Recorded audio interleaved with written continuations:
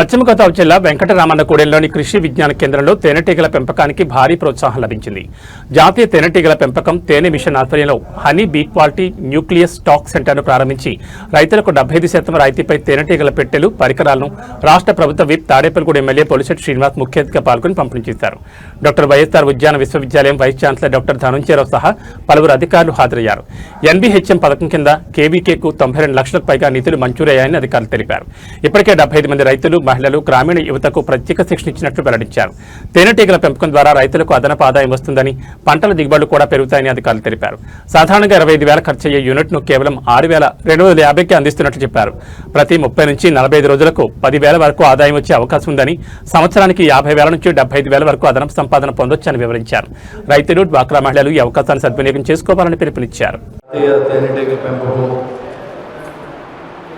దాని నిమిత్తంగా మనకి దాదాపుగా 93 లక్షల చిల్లర డబ్బుల్ని మనం ఇక్కడ రైతులకి సబ్సిడీలో ఇచ్చే విధంగా ఈరోజు 44 లక్షల రూపాయలు విలువైనటువంటి తేనెటీగల్ని రైతులకి ఇచ్చి ప్రతి నెల కూడా ఒక 50,000 నుంచి 1,00,000 రూపాయలు రైతుకి ఆదాయం వచ్చే విధంగా ఈ ప్రభుత్వం ఏర్పాటు చేసింది. దానికి అధ్యక్షత వహించిన ధనంజయ్ గారు, అదేవిధంగా వ్యవసాయ అధికారులు, హార్టికల్చర్ అధికారులు, అదేవిధంగా ఈ వేదికలు అందించినటువంటి కుటుంబ నాయకులందరికీ పేరు పేరున ఉదయపూర్వ నమస్కారం.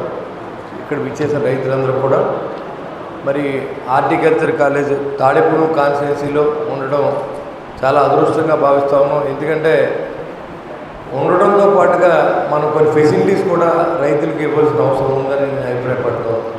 ఎందుకంటే ఇవాళ రైతులే చాలామంది ఒక శాస్త్రయుక్తంగా ఎలా చేస్తే బాగుంటుందనే విధంగా మనం లేకుండా కూడా వాళ్ళు చేస్తున్న రైతులు మనం ప్రాక్టికల్గా చూశాను, నేను చూశాను. మనం దీంట్లో పోక చెట్లు వేసుకుంటే ఈ కొబ్బరి తోటలో, పామాయిల్ తోటలో కూడా ఈ బతుకుతున్నాయి. దానివల్ల ఒక మొక్కకి 500 రూపాయలు ప్రతి సంవత్సరం ఇన్కమ్ వచ్చే విధంగా ఉంది.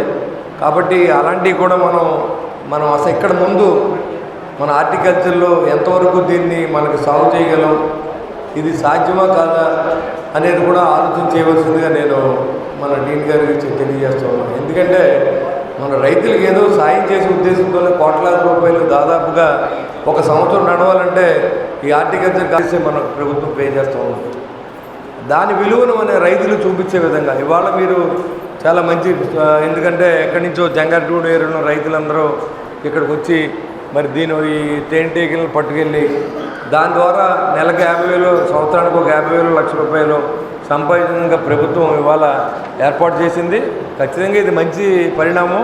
అదేవిధంగా మన ఏరియాలో ఉన్న రైతులకి ఇప్పుడు ఆంధ్ర రాష్ట్రంలో ఉన్నది హార్టికల్చర్ కాలేజ్ మన దగ్గరే, అంటే రాష్ట్రానికే మనం తలమార్గంగా ఉన్నాం. అన్ని చోట్ల కూడా మనకి బ్రాంచ్లు ఉంటాయి. కాబట్టి మనకి ఇక్కడ ఎక్కువ వ్యవసాయ భూమి మన చేతిలో ఉంది కాబట్టి, అందుబాటులో ఉంది కాబట్టి మనం ఏ నేలకు సూట్ అవుతుంది అనేది రైతులు ఎడ్యుకేట్ చేయవలసిన అవసరం మన మీద ఉంది. రైతుని ఒక ఇండస్ట్రీగా మనం ఏదైతే అగ్రికల్చర్ని ఒక ఇండస్ట్రీగా తయారు చేసుకోవాల్సిన అవసరం ఉంది. ఇవాళ ఎవరికి ఎకరానికి 25,000, 30,000 ఇచ్చే కౌలు ఇవాళ మన హార్టికల్చర్లో చూసుకుంటే 1,00,000 నుంచి 1,50,000 రూపాయలు పెరిగింది. అంటే రైతు తలసరి ఆదాయాన్ని మనం పెంచగలుగుతూ ఉన్నాం. అదేవిధంగా మీరు దానికి ఉపయోగపడాలని నేను కోరుతూ ఉన్నాను. ఏదో ఇవాళ ప్రభుత్వం ఇచ్చింది మనం ఇచ్చేసామని కాకుండా మనం ఇంకా ఏం చేయగలం, కొత్తగా ఏం చేయగలం అనేది చేస్తే ఇప్పుడున్న అధికారులందరికీ మంచి పేరు వస్తుంది. మన సమయంలో వచ్చింది అంటే తప్పకుండా మన కలెక్టర్ గారు కూడా నేను చెప్పడం జరిగింది. మరి మన కోకోనట్ ఉంది, మళ్ళీ థాయిలాండ్ ఉంది, అదేవిధంగా ఇతర కంట్రీస్ నుంచి తీసుకొస్తే దానివల్ల రైతుకి ఏమైనా లాభం చేయగలమా, అదే పోక చెట్లు మన క్లైమేట్కి సూట్ అవుతున్నాయా లేదా, అవన్నీ కూడా మనం ఇక్కడ మీరు ప్రయోగాత్మకంగా చేసి రైతుల్ని ఎడ్యుకేట్ చేయవలసిందిగా నేను కోరుతా ఉన్నాను. ఎందుకంటే అప్లాండ్ ఏరియా అంతా ఇక్కడి నుంచి అంతా అప్లాండ్ ఏరియా ఉంది. ఈ డెల్టాకి మనం చేసేదానికంటే పెద్దగా మన అప్లాండ్ ఏరియాకి పెద్ద ఉపయోగపడే విధంగా మనం నిర్ణయం తీసుకోవాల్సిన అవసరం ఉంది. మరి ధనంజయ్ గారు నేను కోరుతా ఉన్నా, మనం సంథింగ్ డిఫరెంట్, ఏదో ఎప్పుడూ ఉన్నాయి ధాన్యం పండిస్తూ ఉన్నాం, కొబ్బరి తోటలు వేసాం, పామాయిల్ వేసాం, కొత్తగా కోకో వేసాం, దాంట్లో కోకో గిట్టుబాటు ధర లేదు, దాంట్లో ఇంకా కొత్తగా ఏం చేయగలం మనం అనేది మీరు ప్రయోగాత్మకంగా ప్రాక్టికల్గా మనం చేయవలసిన అవసరం ఉందని నేను అభిప్రాయపడుతూ ఉన్నాను. మీరు చేసేది అయితే చేస్తున్నారు, చేయట్లేదని నేను అనట్లేదు.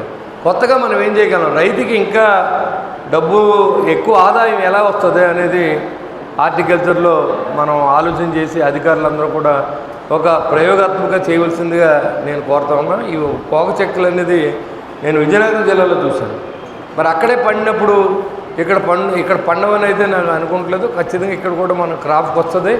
దానికైతే 600 నుంచి 700 మొక్కలు వేసుకోవచ్చు మనం ఒక ఎకరానికి. ఇంటర్ క్రాప్ మళ్ళీ మామూలుగా మనకి కోకో వేస్తాం, పామాయిల్ వేస్తాం, అది కూడా వేస్తాం, కొబ్బరి వేస్తాం, కోకో వేస్తాం, మళ్ళీ ఈ పోక చెట్లని ఒక్క చెట్లను కూడా మనం వేసుకోవచ్చు. కాబట్టి ఇవన్నీ కొంత మనం దాని మీద పరిశోధన చేయాలి. ఏ సాయిల్లో సూట్ అవుతుంది, దీనికి వాతావరణం ఏంటి, దీనికి నీళ్ళు ఎన్ని కావాలి, మామూలుగా వచ్చి వాటర్ సరిపోద్దా, అధికంగా వాటర్ కావాలా, ఏ సాయిల్లో సూట్ అవుతుంది అనేది మనం చెప్పగలిగితే రైతుకి మరింత ఆదాయం తీసుకొచ్చే విధంగా ఉత్పత్తిని పెంచాలంటే భూమి నుంచే రావాలి. అది ఎవరు మనుషుల నుంచి రాదు. మనుషులు ప్రయత్నం చేసి తెప్పించాలి తప్ప భూమి అనేది సహజంగా మనకు ఉత్పత్తిని ఇస్తుంది. అది పంట ద్వారా, ధాన్యం ద్వారా, లేకపోతే చాలా చోట్ల ఇవన్నీ పండిన చోట చూసుకుంటే మన గనులు ఇప్పుడు ఇవన్నీ కూడా భూమి నుంచే వస్తాయి మనకి. కాబట్టి అది దృష్టిలో పెట్టుకుని మన ఏరియాని బాగా డెవలప్ చేయడానికి మీ అందరూ మరింత సహకరించాలని నేను కోరుతా ఉన్నా. తప్పకుండా మీరందరూ బాగా చేస్తున్నారు, చేయట్లేదు నేను అంటలేదు, కానీ సంథింగ్ డిఫరెంట్గా మనం ఇక్కడ ఒక ప్రయోగాత్మకం చేస్తే ఆ పేరు మనం లేకపోయినా మన పేరు చిరస్థాయిగా పలానప్పుడు పలానా డైరెక్టర్ గారు ఉండేవారు, పలానప్పుడు పలానా విజయలక్ష్మి గారు ఉండేవారు, పలానా అధికారులు ఉన్నారు, ఆ టైంలో బాగా అభివృద్ధి చెందింది, బాగా అభివృద్ధి చేశారు, రైతుని ఆదాయం వచ్చే విధంగా చేశారు అనే విధంగా నేనైతే ప్రాక్టికల్గా ఆలోచిస్తాను. నేను అదే మీకు చెప్తాను, కానీ ఏదో ఇక్కడ ఉపన్యాసం చెప్పి వెళ్ళిపోవడం రాలేదు. నేను 2-3 సార్లు కూడా చెప్పాను. మీరు దాన్ని ఎక్కడో చోట ఇంప్లిమెంట్ చేయవలసిందిగా నేను కోరుకుంటూ, మరి ఈరోజు ఈ యొక్క జాతీయ తేనెటీగల పంపిణీ దాని గురించి ఈరోజు ఈ కార్యక్రమం ఏర్పాటు చేసిన మీ అందరికీ, ఇక్కడికి విచ్చేసిన రైతు సోదరులందరూ కూడా నా ఉదయపూర్వ నమస్కారం తెలియజేస్తూ, మీకు దీనివల్ల లబ్ధి కలగాలని, మీ కుటుంబాలకు ఉపయోగపడాలని, ఏదైతే ప్రభుత్వం మీకు ఇచ్చి సహాయాన్ని మీ కుటుంబానికి మరింత అండగా ఉండాలని కోరుకుంటూ సెలవు తీసుకుంటాను.